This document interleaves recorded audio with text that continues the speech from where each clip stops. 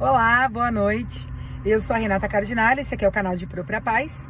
E enquanto eu aguardo o rodízio, eu queria falar para vocês um pouco sobre o post que eu fiz hoje, sobre o bilinguismo, sobre a escrita bilíngue e essa produção desses meus dois alunos, né? Como eu disse para vocês, são alunos de 6, 7 anos que estão inseridos num contexto extracurricular bilíngue, em que eles são diariamente estimulados a pensar em inglês, a falar em inglês, a se expressar em inglês, né?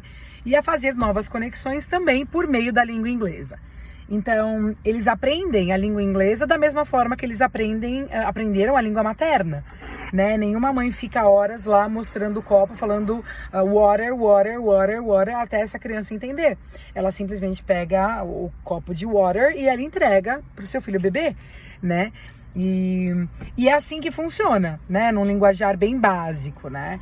As crianças, elas vão aprendendo por meio da língua, no dia a dia do uso da língua, né?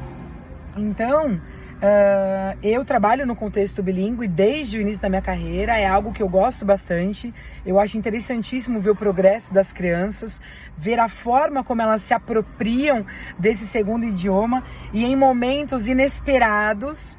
O que eu mais gosto é quando eles começam a riscar frases, misturando os dois idiomas. Eu acho fantástico como eles conseguem fazer essas junções, sabe? Montar essas estruturas. E aí, as vantagens do ensino bilíngue, né? É claro que se você não quer colocar o seu filho numa escola bilíngue, ok, ele vai aprender esse idioma ou um outro idioma de outra forma, né? Mas é interessante quando a criança ela tem essa oportunidade desde pequena, né? Entrar em contato com o segundo idioma, por quê?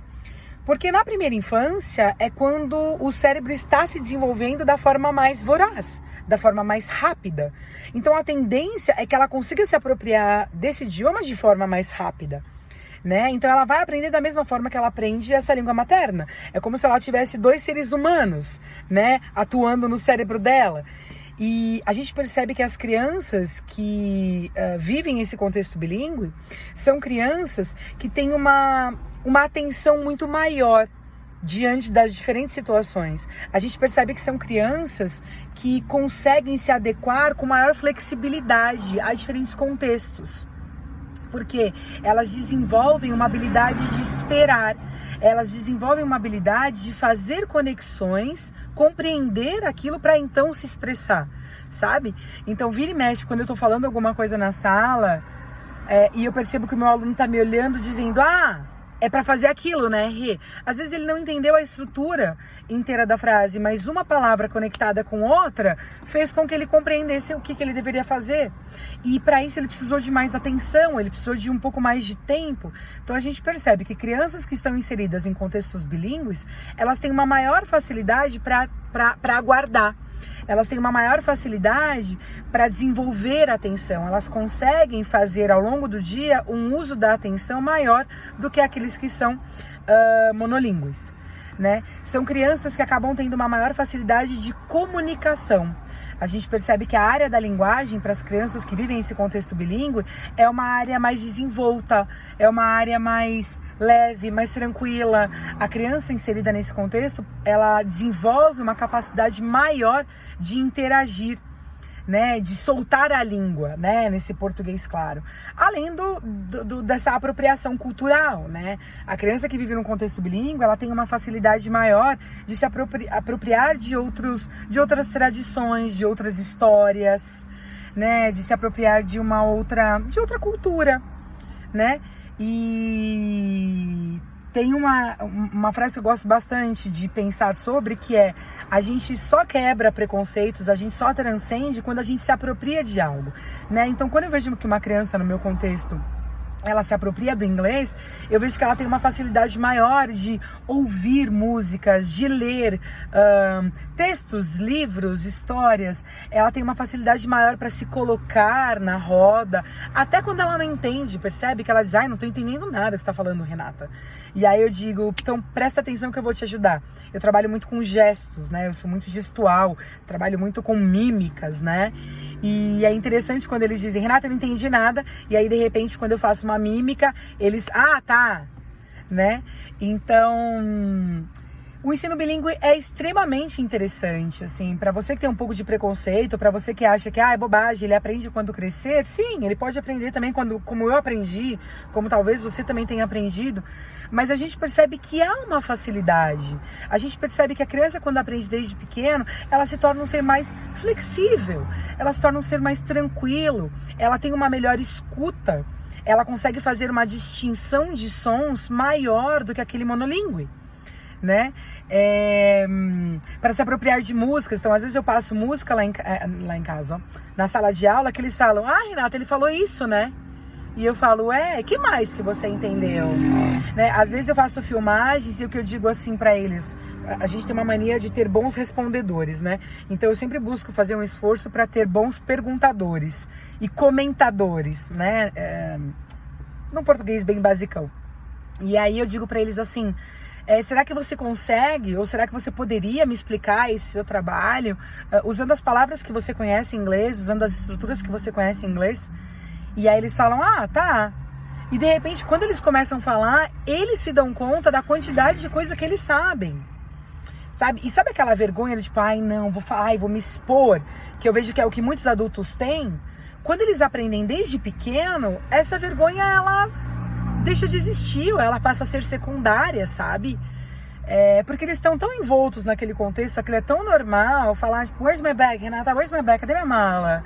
É tão normal que essa exposição, ela não é um tabu, ela não é um momento de vou ser julgado ou não, percebe? Então eu vejo que muitos adultos falam: ai, Renata, eu sei, eu entendo. Outro dia eu fui com uma mãe mesmo conversando, ela falou: morei fora, estudei anos, mas quando eu tenho que falar em público, meu Deus do céu, eu sofro e esqueço tudo.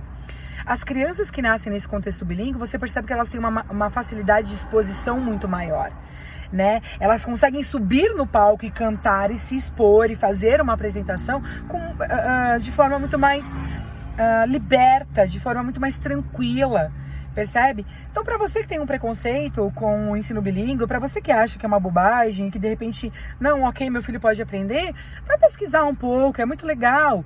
Tem um cara chamado Stephen Krashen, que ele é um estudioso do ensino da segunda língua, e ele fala pra gente com tanta naturalidade o quão importante é nós aprendermos uma segunda língua da mesma forma que aprendemos a primeira. Então, quando você pega uma escola que tem toda aquela metodologia fechada, repeat, repete, depois de mim, repete, mais uma vez, né? Ele quebra esse tabu dizendo: não, a gente aprende a língua vivendo a língua, a gente aprende a língua sendo a língua, né? Arriscando em cima da língua. Então, fica aí a minha dica para você, né, que tem pai e mãe, que tem dúvida, coloca ou não coloca, busca ou não busca, é caro ou não é. Hoje em dia a gente percebe que tem escolas bilíngues super acessíveis. Ai, Renata, mas eu não sei se a professora tem um currículo X, se ela tem a graduação Y. Procure, é importante saber, né, a qualidade dos profissionais que estão ensinando esse segundo idioma. Mas vai atrás, é interessante, é gostoso, é bom, ainda mais nesse mundo globalizado. Quanto mais flexíveis nós formos, quanto mais conhecimentos tivermos, quanto mais sinapses fizermos, percebe? Mais o nosso cérebro vai trabalhar, né? Mais conexões ele vai fazer. Tem vários estudos que mostram que as pessoas que aprendem um segundo idioma, elas retardam o envelhecimento cerebral. Inclusive, por que é tão importante aprender um segundo idioma até depois de velho? Para estimular essa produção, para estimular essas conexões neurais, né? Então fica aí a dica: você que é adulto, não aprendeu um idioma, vá atrás. Mesmo que você tenha dificuldade, não entendo nada, ela falha, eu fico boiando, vá. Busque uma metodologia que te agrade, né? Faça aquele esforcinho para sair dessa zona de conforto. Você que é pai e mãe, que está pensando em colocar seu filho numa escola, veja a possibilidade de colocá-lo no ensino bilíngue, né? Você que já é idoso ou já está na terceira idade e fala: putz, acho que eu quero fazer alguma coisa diferente. Experimente aprender um segundo idioma.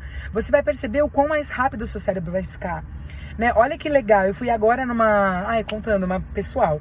Fui agora no mecânico resolver um negócio no meu carro. Cheguei lá, tinha Ele é senegalês. E aí o dono da mecânica falou assim: ele acabou de chegar de outro país, você fala inglês? Falei, fala. Ele falou, então me ajuda, porque ele começou a trabalhar aqui agora e tem algumas coisas que quero falar pra ele e eu não sei como. Eu falei, tá bom. E aí eu comecei a falar, eu, mecânico, e esse estrangeiro, eu comecei a conversar com ele. Ele falava, Renata, fala pra ele que isso é isso, fala pra ele que isso é isso. De repente, quando eu vi, o meu mecânico tava falando, repetindo as palavras que eu dizia. E aí ele começou a fazer mímicas, explicando. Olha que legal, olha o quanto esse estrangeiro se sentiu acolhido, olha o quanto esse profissional se sentiu importante, ensinando algo e também aprendendo. E olha eu ali servindo como ponte, também aprendendo o que é cabo, o que é vela, enfim, né? Olha que bacana. Então, gente, a língua, ela conecta pessoas. A língua junta, um segundo idioma, ela junta, né? Um primeiro também é para unir, é para conectar, é para transcender barreiras, é para cruzar oceanos, né? Então, se a gente está falando de uma sociedade que transcende, vamos pensar no idioma como uma oportunidade, né? Fica aqui a minha dica para você que está em busca de aprender um segundo idioma.